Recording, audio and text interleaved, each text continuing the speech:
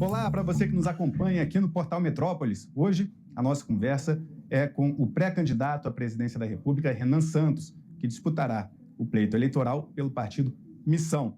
Renan, seja bem-vindo aqui ao Metrópolis, mesmo que virtualmente. E eu começo lhe fazendo a seguinte pergunta. Muita gente acredita que a sua candidatura é um projeto para o futuro e não para 2026. Há um grande engajamento entre jovens, um crescimento maior do que outros candidatos até da terceira via que se colocaram, mas que ainda seria insuficiente para chegar ali em Flávio Bolsonaro e Lula, que disputam, né, a polarização que marca aí esses últimos anos de eleições no Brasil. Há como fazer um crescimento na sua candidatura até outubro de 2026? Olha, é uma candidatura para o futuro no sentido de que se você constrói o futuro no presente, uma hora ele chega, né? Então, com certeza, reeleger o Lula ou colocar o Flávio Bolsonaro é você permanecer nesse presente horroroso. Então, a gente sempre coloca um dos slogans nossos, o futuro é glorioso, e é no sentido de que a gente vai construir um futuro brilhante possível para o Brasil. E isso tem um senso de urgência. Eu preciso vencer as eleições agora, em 26, para poder fazer essa construção. E essa construção começa agora, naturalmente, começar entre os jovens, que é o que as pesquisas mais detectam. É natural porque todo fenômeno político inovador, ele começa, em geral, com jovens, em geral, com homens jovens. Né? Tirando o fenômeno do Mandami, que é a mais à esquerda, a esquerda também começa com fenômenos que envolvem o público feminino maior. Natural, o trumpismo começou com homens jovens, o Milley começou, o próprio Bolsonaro começou com homens jovens. Então, existem até alguns papers no estudo sobre questões eleitorais envolvendo isso, bem interessantes. Então, é natural que comece, depois vai uma expansão. Tanto que eu já venho expandindo, você vai pegar pesquisa Atlas, já para o público millennial. O público acima de 30 anos já estou apresentando números melhores também. Então, é um processo, né? Esse processo tem que ser suficiente até a eleição e eu tenho que trabalhar muito. É basicamente isso.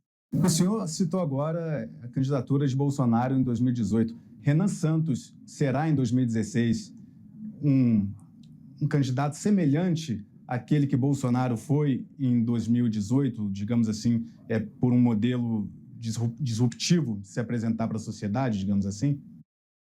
Não, assim, a gente é parecido no sentido de que são inovações que não foram ainda devidamente compreendidas.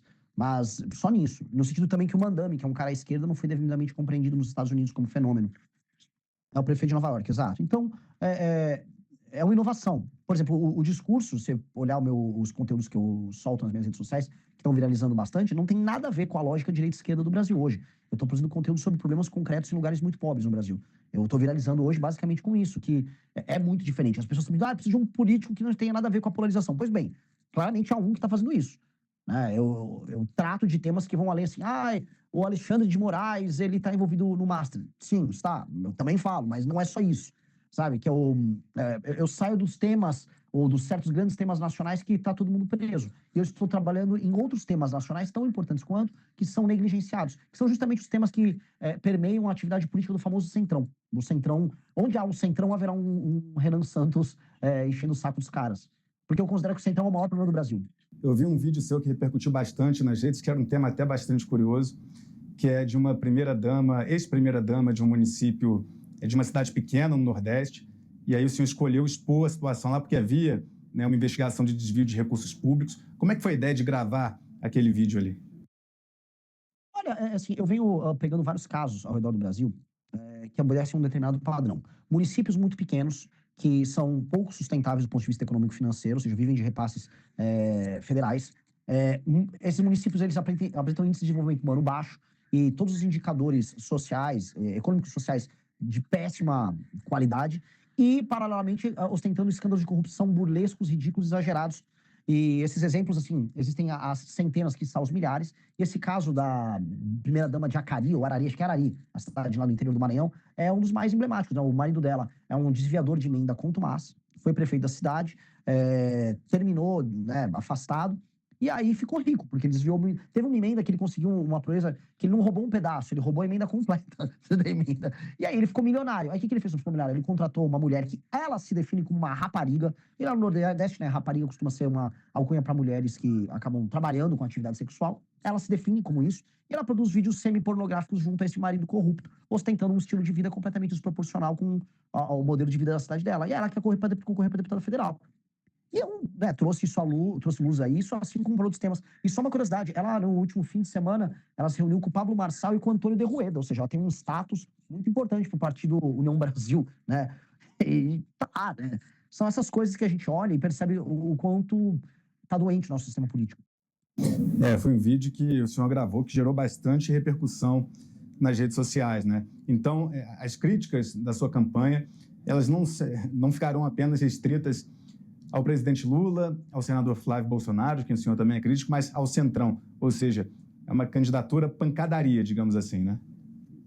Não, porque você for olhar, todos os meus vídeos apresentam propostas. Absolutamente todos, inclusive sobre a primeira-dama de Acari. Então, todos esses vídeos, Arari, desculpa, todos os vídeos eu focalizo no problema, falo, esse problema existe por causa disso e para resolver eu farei tal coisa. E todas elas levam a pessoa a discutir as soluções que eu estou trazendo. Ali sempre termina na minha política de reforma administrativa, com indicadores de desempenho para que um prefeito possa ou não concorrer a uma reeleição e fusão de municípios. Em geral, eu foco muito nisso, eu levo para essa discussão, que é uma discussão fundamental no Brasil sobre essa draga de dinheiro público que existe, que são os municípios pequenos ao redor do Brasil. Então, eu estou trazendo esses temas para trazer luz, não só para um problema, mas também para uma solução. Como se fosse um funil de conversão. A pessoa sai de um problema burlesco e termina com uma solução política. Então, não é uma pancadaria, e não é nem polêmica pela polêmica. Ela tem um objetivo. Falando em proposta, o senhor defendeu separar o Rio de Janeiro do Brasil. Como seria essa proposta que o senhor defendeu, que se eleito presidente, o senhor fará? Como vai separar o Rio de Janeiro do Brasil? Não era isso, é entregar um status de autonomia para o Rio de Janeiro. É igual Buenos Aires. Porque no vídeo, Renan, no vídeo o senhor fala separar o Rio do Brasil. Aí depois você fala, mas isso é bom, não é ruim e tal. Sim, é que isso é o hook, é o gancho do vídeo. Quando você assiste o vídeo inteiro, eu tô explicando que é entregar um status de autonomia.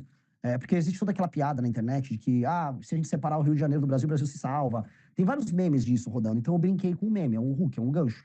O que está apresentado ali, acho que ela lançou um site que é Guanabara Livre, né, para falar sobre como restituir o estado da Guanabara. E é uma autonomia. Igual Xangai tem autonomia, igual Hong Kong tem autonomia, igual Buenos Aires tem autonomia. É você entregar o status de autonomia para que o orçamento do Rio de Janeiro fique lá, condicionado a determinadas atividades que teriam um status especial, como turismo, como produção de cultura e arte. O orçamento também fica condicionado ao desenvolvimento do combate ao crime organizado, porque, infelizmente, o Rio de Janeiro não consegue combater o próprio crime, que o orçamento fica muito espalhado, e ele é vítima também, não só da Baixada, mas do restante do Estado. Então, nesse sentido, é entregar esse status, porque a gente considera que o Rio de Janeiro é a porta de entrada para o Brasil, para o mundo. Né? O mundo conhece o Brasil muito através do Rio de Janeiro, por bem e por mal.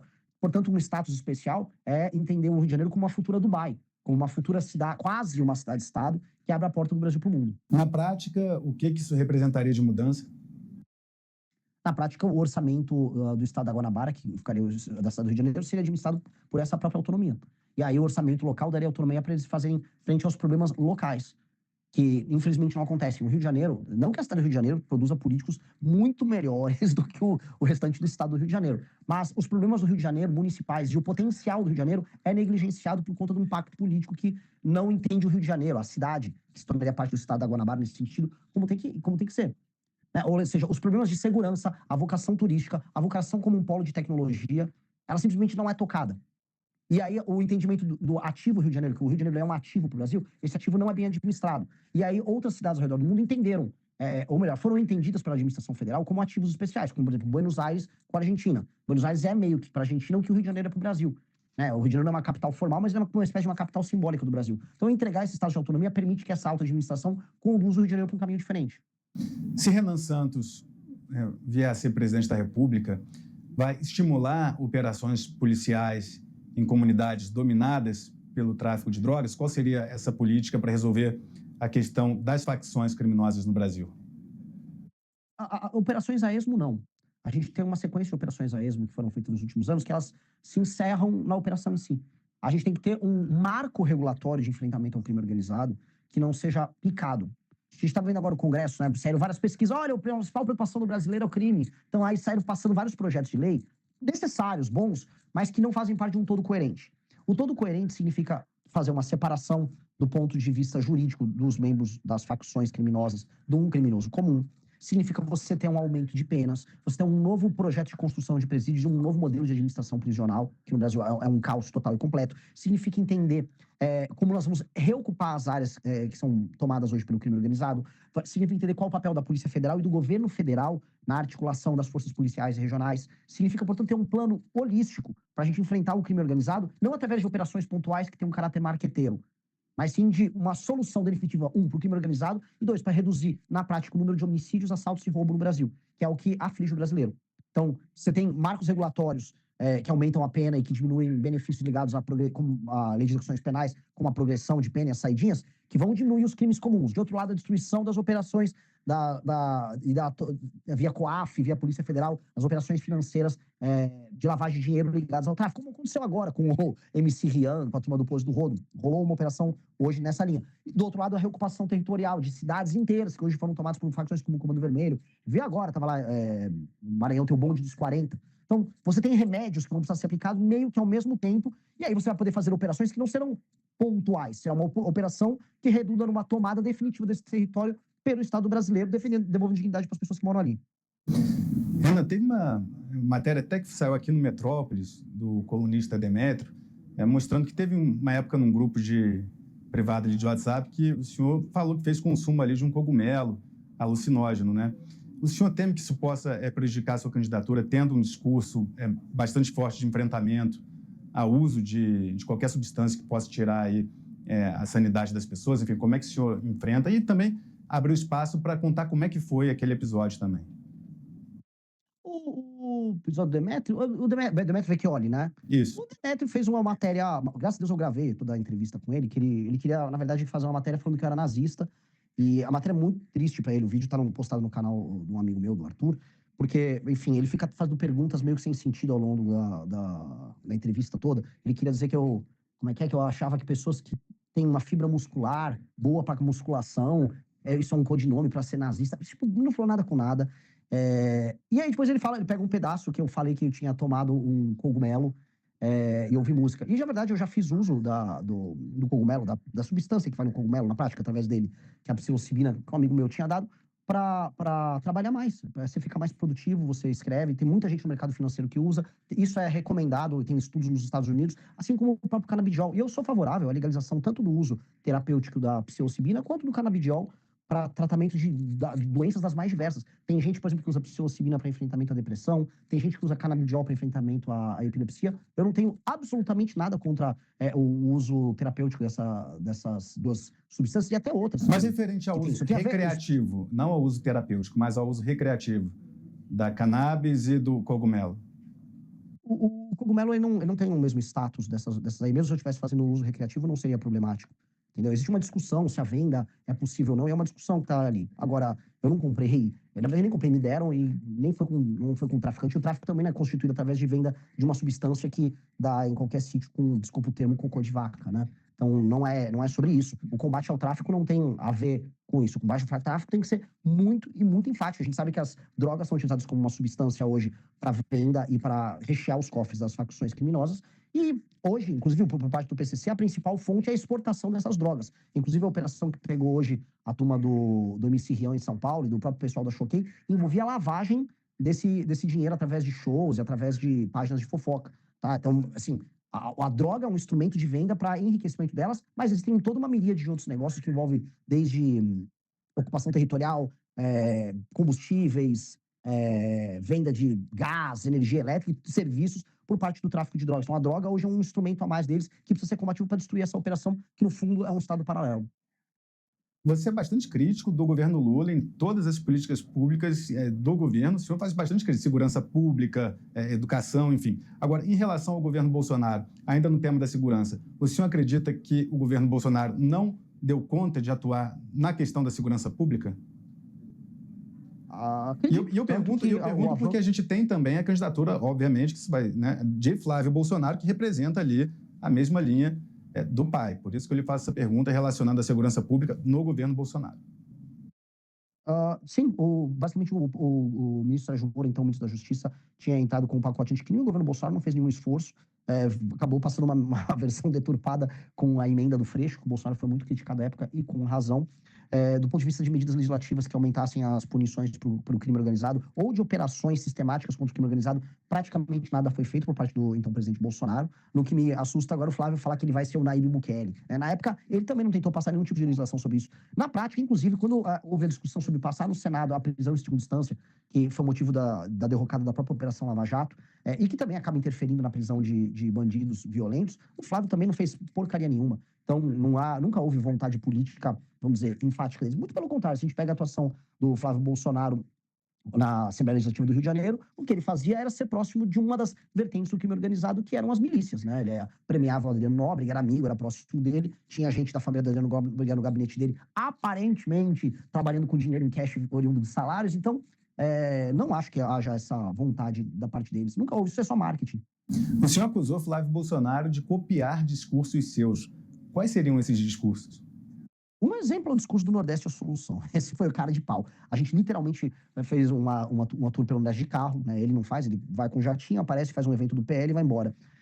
Explicando soluções políticas para o Nordeste e soluções econômicas para que o Nordeste seja solução para o problema político brasileiro. Tem toda uma tese nossa construída sobre isso, sobre como ao gerar classe média no Nordeste, a gente acaba gerando complexidade econômica, complexidade social e mudança nos padrões de voto do eleitor de lá. Com pesquisa, mostrando cidades do Nordeste que, ao criarem atividade econômica mais complexa, alteraram a dinâmica de votação, diminuição da compra de voto. O Flávio, como ele quer ter voto no Nordeste, ele achou que, entendi, Nordeste é a solução, sei lá, porque eu vou ter voto lá. Isso é um exemplo dos mais bizarros. Outra coisa, quando eu dei uma série de entrevistas, inclusive aqui no Metrópolis, eu falei, primeira coisa que eu vou fazer é enfrentamento ao crime organizado e uma agenda fiscal muito, muito dura para resolver o problema fiscal que o Brasil está indo. Flávio, quais são as duas primeiras coisas que você vai fazer? Ele fala igualzinho. Então, assim, tem uma coisa que ela é cômica, que ele, basicamente ele copia as coisas que nós falamos e aplica hoje para uma audiência maior, porque ele é mais conhecido que eu, para tentar parecer original naquilo que ele fala. Só que eu acho engraçado que tudo aquilo que eu falo, que envolve, por exemplo, o combate a práticas ligadas ao partido dele, aí ele não faz. Por exemplo, a reforma administrativa que a gente está falando, com os índices de desempenho nos municípios ao redor do Brasil, como isso atinge o PL, os amigos dele do Centrão, aí ele finge que esse assunto não existe, porque na prática, prefeitos do PL, no Maranhão, como eu estive lá vendo, são parte do mesmo problema. Então ele não vai entrar. Na verdade, se eu for pegar até esqueci o nome do cara, acho que é não sei o que, Ruas, o cara que ele quer lançar lá, acho que de Belfort Roxo, lá da Baixada Fluminense. Exato. Se for pegar os índices de desenvolvimento humano e o trabalho de gestão da prefeitura desse cara, assim, algo que faria prefeitos do Maranhão parecerem o Rodolfo Giuliani. Sabe? Então, então, o Flávio não vai poder copiar essas aí.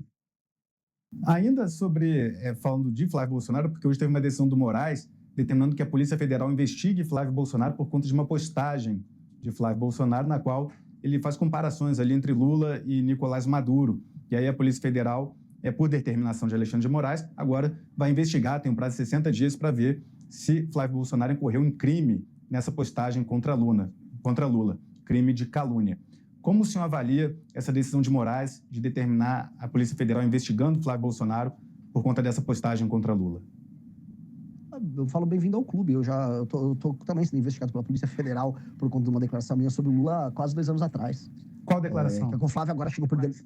Eu havia falado sobre a postura do governo relativa a um PL um PL não, era alguma política que envolvia aborto no SUS e a incoerência deles, e aí eles entraram com uma ação ali.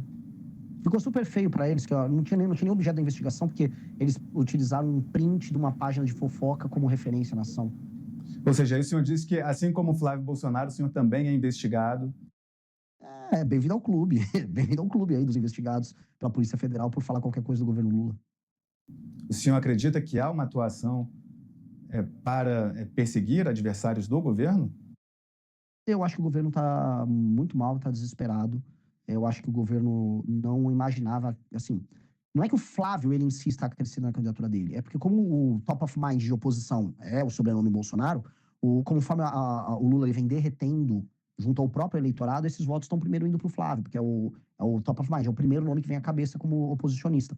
Então, o PT não sabe como brecar isso, eles estão tentando tomar, imagina não só o PT, mas eu vejo, vamos dizer, um ânimos, tem que ser cuidadoso que eu vou falar aqui, Capelli, há um ânimos em parte do judiciário que de fato não gosta do Bolsonaro, né, em fazer isso, mas sinto ser isso. Acho que é uma consequência do processo político-eleitoral no qual estamos passando.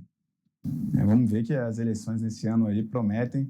Inclusive, Eduardo Bolsonaro, numa entrevista que até me concedeu, disse que pretende atuar junto ao tribunal, junto à Casa Branca, para caso o Tribunal Superior Eleitoral tome alguma medida que ele julgue parcial na disputa eleitoral desse ano, atuar por sanções a integrantes do TSE.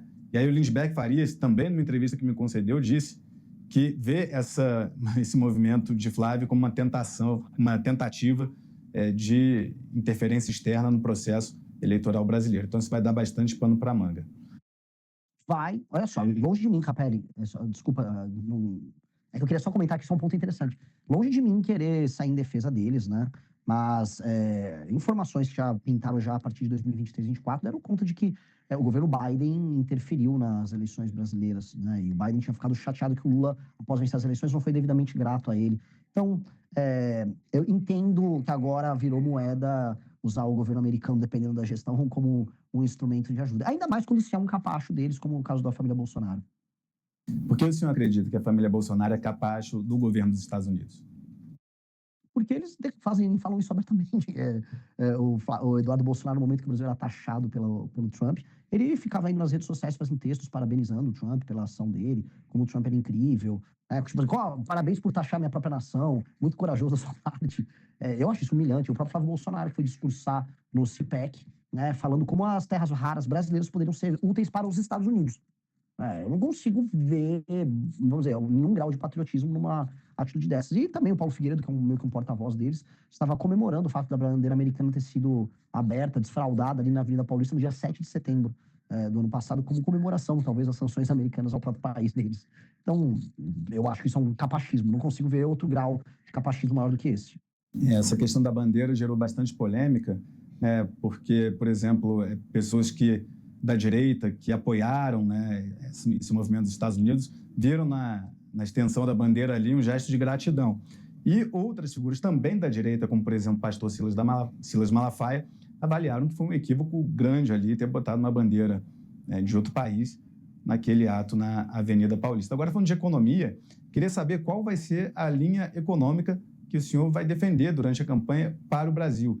É um projeto liberal? Como é que seria a campanha? Como vai ser a campanha de Renan Santos no quesito economia? Tanto internamente quanto de política externa. Em termos internos, a gente tem que entender o que nós temos no Brasil. Nós temos um país que está indo para uma rota de colapso do ponto de vista fiscal, ou seja, as contas públicas elas vão estourar. A gente já está no limite, batendo recorde de arrecadação, ao mesmo tempo que a taxa de juros está no nível mais alto possível. Ou seja, nós estamos, enquanto país, numa rota de quebradeira e não sabe como resolver. Tanto que a função do governo federal hoje é apenas aumentar a alíquota de imposto para aumentar a arrecadação, para tentar ficar sobrevivendo e empurrando essa bucha para frente. Ou seja, vai precisar de uma reforma fiscal gigantesca, tá? Com um impacto fiscal grande, que gere no mínimo 3 trilhões de reais em economias nos próximos 10 anos. Tá? Tem uma PEC que foi protocolada pelo Kim Kataguiri e outros deputados federais que está em processo de coleta de assinatura, que eu defendo essa PEC, tá? Então, até para não parecer não ser um cara genérico que vem aqui falar com vocês, a PEC está protocolada, é só pegar o número da PEC que está lá no Congresso Nacional. Lá tem todas as medidas, que eu também posso discorrer aqui, se for o caso, mas todas as medidas que são adotadas para a gente fazer um enfrentamento à crise fiscal. Então, com essa PEC é prevista lá, de acordo com os consultores da Câmara, 3,3 trilhões em economia em 10 anos, isso sem contar com a economia redundante da baixa natural que vai haver na taxa de juros. O CDPP, que é um importante instituto que trabalha com políticas públicas, estima que uma medida similar, se adotar essas políticas, você pode baixar a taxa de juros já no médio prazo para a taxa de 5 pontos percentuais, o que teria um impacto econômico e nas contas públicas colossal, um impacto inclusive na geração de riqueza. A gente acredita, e os melhores estudos de políticas públicas nos levam a isso, que o ajuste fiscal feito na parte da despesa é o mais duradouro e que funciona melhor. Então a gente vai ter que fazer um ajuste fiscal direcionado à parte de despesa. E aí, com base nisso, a gente vai abrir espaço fiscal para investimentos e com novos marcos regulatórios, e assim, graças a Deus, passou a lei ligada lá ao licenciamento ambiental, a gente vai poder fazer uma série de obras. Agora acelerar o processo de construção de estradas, ferrovias, de usinas, para a gente aumentar a produção energética, facilitar a entrega de produtos, reduzir o custo do Brasil e entrar paralelamente com a nossa agenda de competitividade que envolve facilitar a abertura e fechamento de empresas, facilitar a contratação e demissão de pessoas, ou seja, tem uma lei trabalhista muito mais flexível.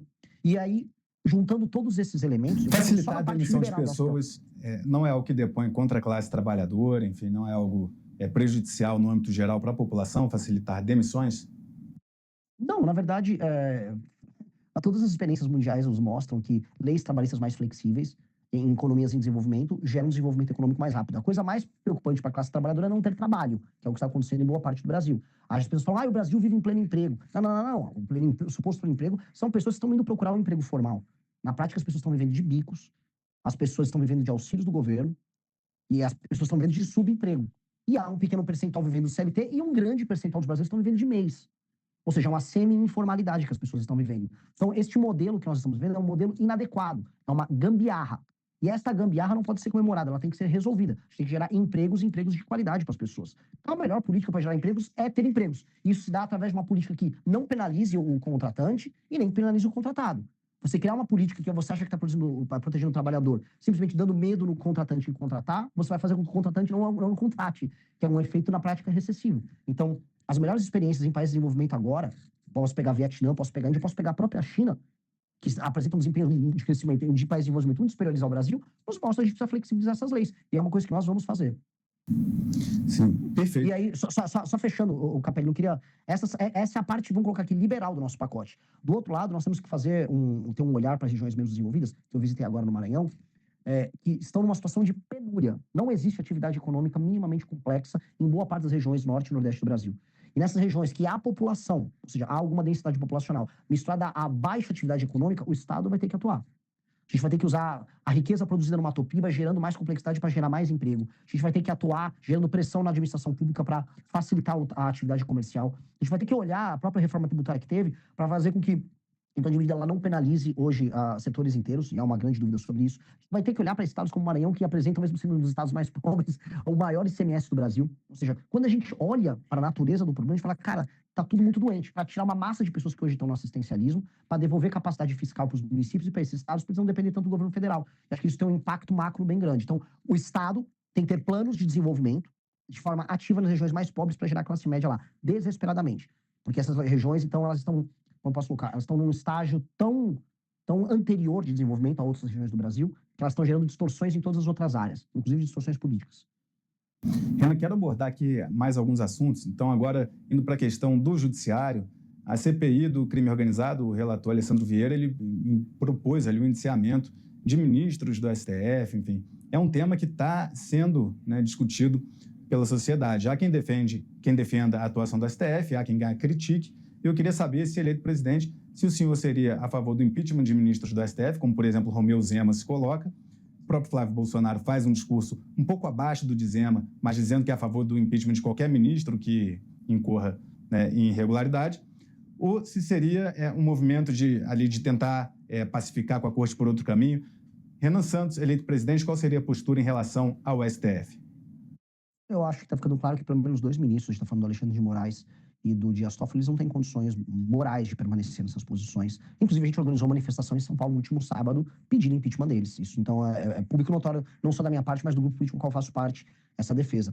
Paralelamente, para evitar o surgimento de outros, a gente tem que alterar a dinâmica de poder do STF. Então, a gente tem que tomar uma série de medidas. As decisões monocráticas, que representam 83% das decisões do STF, elas precisam ser, se não totalmente proibidas, reduzidas no seu próprio escopo. Tem que ter um filtro de entrada de modo a só ações de matéria estritamente constitucional serem julgadas pela Suprema Corte, porque hoje a Suprema Corte brasileira julga coisa de 8 mil ações, enquanto a americana só 50, né? É uma diferença bastante brutal de função. A gente tem que ter uma corte política feita com desembargadores que fiquem com mandato de 2 anos, que são sorteados a participar delas, para julgar, vamos dizer, os casos políticos envolvendo deputados e senadores, para que eles não fiquem na mão da Suprema Corte brasileira. A gente tem que impossibilitar, e sendo bem claro, impossibilitar qualquer tipo de atividade econômica com parentes e amigos de juízes e ministros da Suprema Corte e também do STJ, né, para impedir o que está acontecendo agora, como a gente está vendo. E aí, com base nisso, e também tem um prazo máximo para pedidos de vista que acontecem dentro da Suprema Corte, que com base nisso, aí o escopo da atuação do STF, que dá esses superpoderes para ele, diminui muito. E aí o STF volta para a caixa dele. São medidas que vão além do impeachment. Perfeito, Renan. Estou avisando aqui no estúdio aqui que a gente tem um prazo aqui, mas antes de encerrar a entrevista, eu sempre concedo ao meu entrevistado a oportunidade de dirigir umas palavras finais aqui para o público, mas eu queria só antes fazer uma rápida pergunta, só voltando àquela questão do cogumelo. Então, o consumo, o fato de o senhor ter consumido cogumelo alucinógeno não depõe contra a política de segurança pública que o senhor pretende implementar? Não, e por que iria depor? Não depõe, assim, isso não é a base. Mas o cogumelo, ele não é uma substância proibida. O cogumelo não é. Existe a questão da comercialização, que é uma questão que está em discussão. Ele em si não é. E eu acho, eu defendo, eu volto a colocar aqui, eu defendo que a substância psilocibina, assim como o próprio canabidiol, e é uma defesa pública minha já há muito tempo, que sejam utilizados como tratamento, e tem muitas doenças que podem ser tratadas com eles. Não tenho nenhum, assim, para mim não é um tabu falar sobre isso, isso não interfere na nossa política contra o crime organizado em nenhuma medida. Até porque o crime organizado não é apenas o tráfico de drogas, ele é o tráfico de drogas somado a uma atividade que em si é política, que envolve a tomada, em última instância, do território brasileiro e do Estado brasileiro. Então, de maneira nenhuma. Sim, não é Muito tabu, pelo tanto que contrário. a gente está falando aqui abertamente sobre a questão. Numa boa, Agora, e não deve ser. Inclusive, só que, peraí, só uma coisa. Tem uma revista publicada sobre isso. A revista Valete tem uma capa falando sobre a direita americana psicodélica. O Elon Musk, só para dar um exemplo, o Elon Musk, o Steve Jobs já utilizaram isso em termos de produtividade. Tem gente que fala, isso aqui aumenta a produtividade, sua capacidade criativa. Gente no mercado financeiro usa, no mercado publicitário usa. É igual pessoas que usam remédios tarja preta para aumentar sua produtividade em vários lugares. Então, é uma discussão, isso aqui tem que ser legal. Eu acho que sim. Essas substâncias elas têm um uso que pode ser terapêutico, muito útil. Tem muitos papers e muitos estudos que levam essa discussão. Eu não tenho problema nenhum. A questão toda minha é com o tráfico de drogas e com o que nós devemos fazer sobre o tráfico de drogas. E vou te falar ainda uma coisa, Capé, para melhorar ainda a tua matéria, tá? Depois de destruir o tráfico de drogas, eu sou a favor de que os estados possam fazer, para você ter uma liberdade em estabelecer algumas políticas penais. E se algum tipo de estado brasileiro, por exemplo, Santa Catarina, se depois a gente destruir completamente as facções, daqui 10, 15 anos, puder ter uma discussão sobre a legalização de alguma substância, a maconha é um exemplo, eu acho que é uma discussão super válida. Não tem um tabu em discutir isso. A minha abordagem sobre o crime organizado é uma abordagem holística sobre o crime organizado. inclusive, o senhor chega a defender pena de morte em alguns casos? Eu defendi pena de morte para casos de estupro. Em casos de estupro. Casos de estupro incontroversos. Existem casos que são incontroversos que a pena de morte pode ser discutida e pode ser aplicada assim. Casos incontroversos que as provas materiais elas são absolutamente incontroversas. E como que seria? Porque Seria num cadeira país como o elétrica? Brasil- Seria injeção? Qual que seria o tipo de execução que o senhor Aí propõe? vai caber o legislador discutir qual o método. Renan, muito obrigado pela sua participação. Queria lhe dar a oportunidade de dirigir aqui a palavra a quem está nos assistindo, fazer as suas considerações finais. Gostaria de agradecer a todos pelo espaço, agradecer ao Metrópolis pelo espaço. Prometo retornar aí.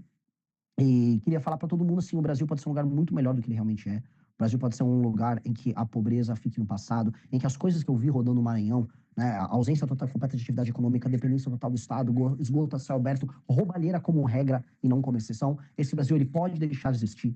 Que você não precisa imaginar que sua vida é viver numa favela, andar num transporte clandestino, depender de auxílio do governo. Não, a vida pode ser muito mais e muito melhor do que isso. E que há um impeditivo político que faça com que o Brasil seja a draga que ele tem. E o Brasil tem o potencial de ser uma das 5 maiores nações do mundo. O Brasil nasceu para ser uma dessas 5 maiores nações do mundo. O Brasil tem vocação imperial e nós precisamos construir esse Brasil. E com base nisso, agradeço a todos, agradeço também ao Capelli. E é isso. Até mais, galera. Muito obrigado. Obrigado, Renan Santos. Obrigado a você que nos acompanha até agora. Siga as redes sociais do Metrópolis, a coluna Paulo Capelli em metrópolis.com. E é isso. Um forte abraço. Tchau, tchau.